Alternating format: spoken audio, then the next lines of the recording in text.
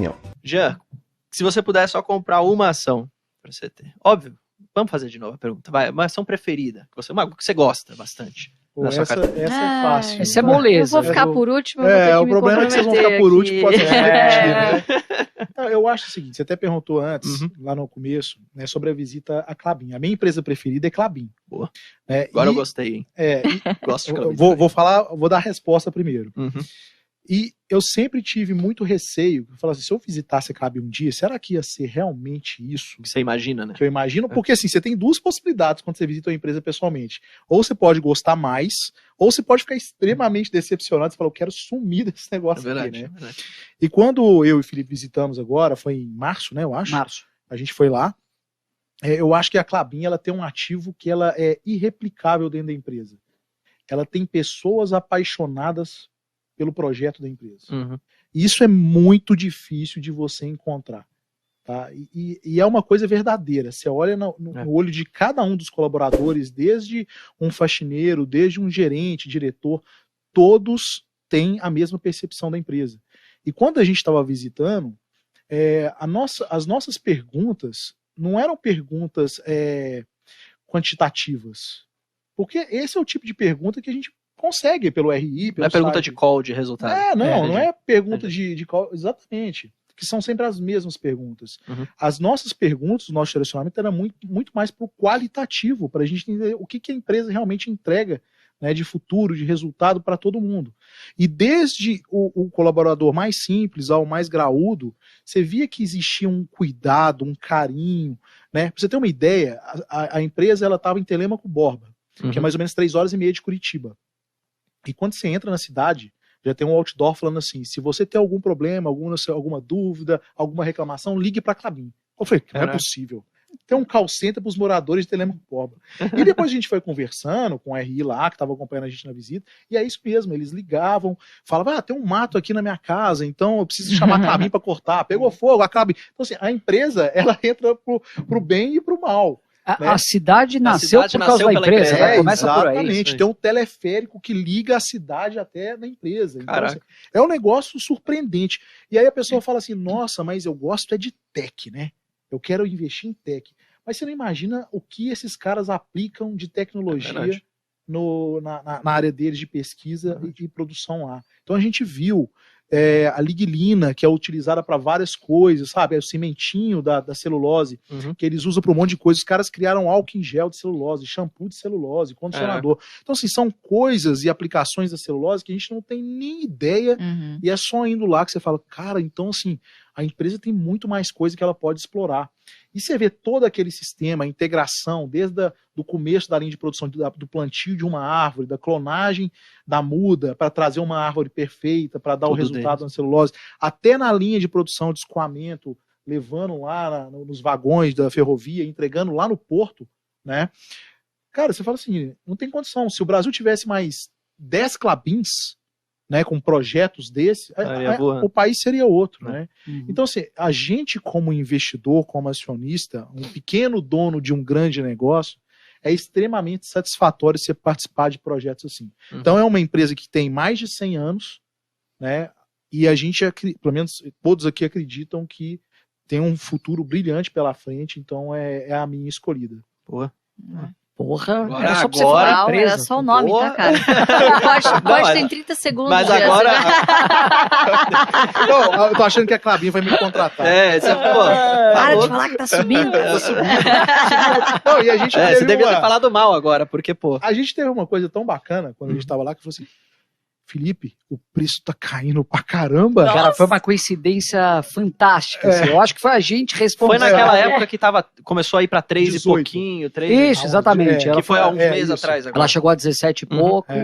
A gente tava lá em loco, tomando picada de pernilongo, eu lembro. Tava lá os borrachudos e tal, e a gente tá caindo.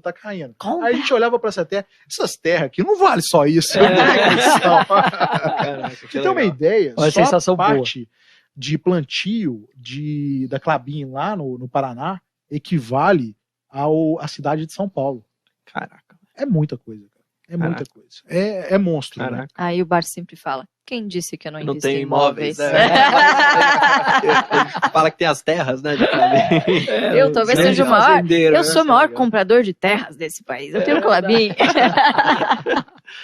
Felipe, é a sua. Pô, o Jean roubou, né? Roubou? Não, eu vou falar uma previdenciária e uma oportunidade. Uhum. A previdenciária Klabin, Jean já falou, não preciso bater nessa tecla de novo. A gente contar toda a história de novo agora, vai. Mas, de novo, sobre o meu ponto de vista. Não. Eu acho só importante dizer que a gente não está comprando nenhuma dessas empresas que a gente está falando e a gente nem enxerga como oportunidade do momento, tá? Então, são empresas que a gente tem carteira, tá só de olho, que a gente gosta e tal, e que se desabar de preço a gente vai certamente encher o carrinho. A oportunidade que eu gosto é a Cosan. Para mim é uma das melhores empresas do Brasil. Isso em termos de oportunidade. O Jean já falou de oportunidade de previdenciária, entendi. Uma pagadora de dividendos recorrente, etc., que é a Klabin, mas oportunidade, que costuma ser um percentual pequeno da nossa carteira, e que pode se tornar uma previdenciária no futuro, mas a Cosan, para mim, é uma empresa que, além de eu ser acionista, eu admiro muito. Acredito que, quem sabe no futuro, quando o ciclo de investimento dela já estiver mais concluído, ela possa vir a se tornar uma boa pagadora de dividendos. E é uma empresa que tem negócios fantásticos, né? Ela tem 4 grandes negócios, vamos a grosso modo, que é a Raízen, não precisamos nem falar, dona de todos os postos Shell no Brasil, tal, uma empresa que tem se expandido bastante. O pessoal tem visto quem roda em São Paulo, principalmente lá perto do nosso escritório, no centro, o mercadinho Oxxo, né? Tem um por esquina, ou Oxo. Então, assim, ela tem crescido presença, é uma empresa muito eficiente, tem toda a questão do etanol de segunda geração, que eu acho que pode trazer uma transformação muito bacana para a Cosan, além, obviamente, de ser uma empresa que tem essa visão totalmente ESG, verde, etc.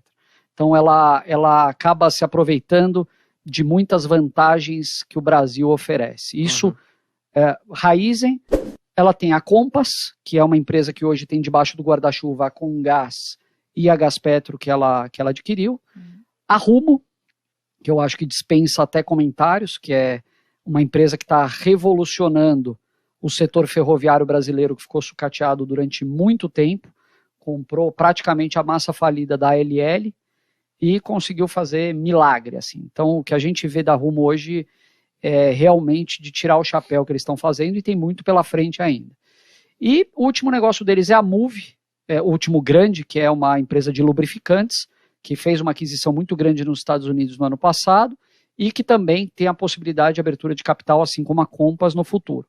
Além disso, teve o investimento em Vale, recente, que ela fez, e tem alguns outros negócios, sendo que um dos maiores é a Radar, que é uma empresa de terras agrícolas, né? Então, a Cosan, na minha opinião, é uma empresa fantástica. A ação dela é uma ação que eu acho que não reflete, talvez, o total potencial da empresa. Desde que ela fez um desdobramento lá atrás, ela acabou sofrendo, talvez, pelo excesso de liquidez com as suas ações no mercado. Mas é uma empresa que, olhando de binóculo, como o Barsi gosta de falar, e não de lupa, talvez possa dar alegrias para investidores. Maravilha. Ativos irreplicáveis e uma alocação de capital sem precedente, eu acho. Maravilha. Sobrou. Se falar a IRB, pelo amor de Deus. Não, calma. Olha, acho que uma empresa excelente que eu não vendo, não pretendo vender, inclusive nem alugo mais, Taesa. Legal. Cara, é uma empresa extremamente interessante, porque é muito fácil de você entender o que a empresa faz. Ela simplesmente transmite da geradora para a distribuidora. Ponto. Ela não tem risco de inadimplência ao consumidor final. O papel da transmissora é manter a torre de pé e funcionando. Ponto final. Isso aí. Tá? Então, assim, você corrige a inflação, você tem contratos de longuíssimo prazo, então é fácil de você entender o que faz, é fácil de você fazer um valuation ali. Então, é o feijão com arroz que dá certo, cara. Tá? E assim, eu perdi as contas. Inclusive, eu quero saber se o analista da Genial deu venda, porque a maioria das corretoras deram venda. Então, o que eu posso dizer é o seguinte, ele não é muito otimista com o Taesa.